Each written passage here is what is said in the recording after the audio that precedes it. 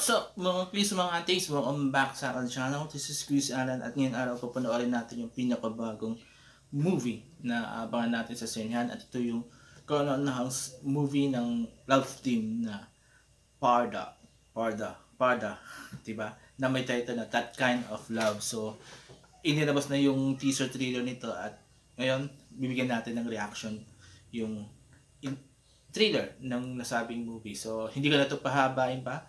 Panoorin natin yung video and later bigay kong reaction at opinion ko. Let's go! Wait, so we flew just to eat? People's expectations differ every single day. Too much for someone, but never be enough for someone else. I just do what I can, and what I can do is this. You really want me to help you, Mr. Perfect? You have to trust every advice I give. Hindi ah. Ano namang klaseng ilabang mahahanap mo para dun? Mila, baka naman you just like him. No. I would date anyone but Adam, you like her. I'd date anyone but her.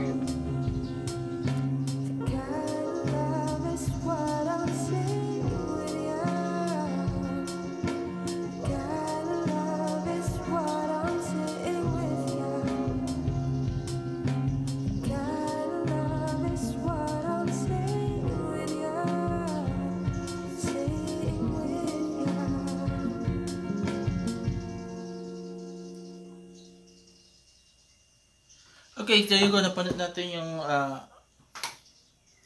teaser trailer ng movie ng Barda o ng love team ni na Barbie Fortesa at David Digago na may title na That Kind of Love. So, to be honest with you guys, medyo matagal-tagal na itong movie na to. So, last year pa to na in-announce na gagawin din. Last year rin natapos ata and ngayon lang i-release pero wala pang definite date kasi nga sabi doon sa soon, coming soon, so wala pang definite date.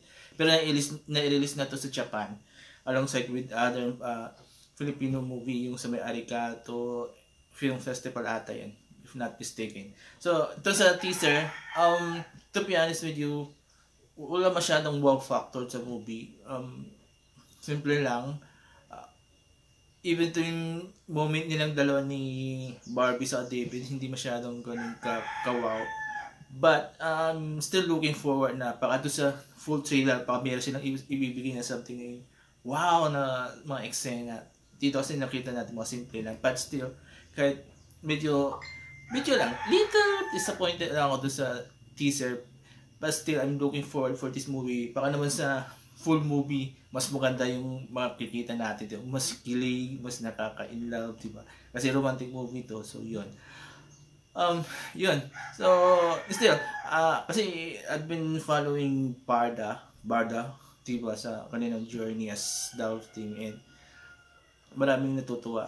Ako, natutuwa ako sa kanila because bagay sila. But, yun nga, dito sa movie, hopefully, sana sa full trailer or sa movie itself, mas makita ko dun yung wow factor compared dito sa teaser. Medyo nakulangan. Kasi mostly sa maraming eksena doon sa teaser.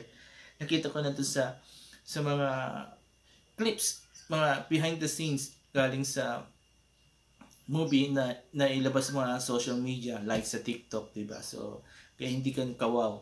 But, yun nga, still, I'm still looking forward. I'm still positive for this movie. Kung na-release yung full trailer sa yung movie mismo sa sinihan and I'm sure maraming fans nyo na susubaybay, diba? So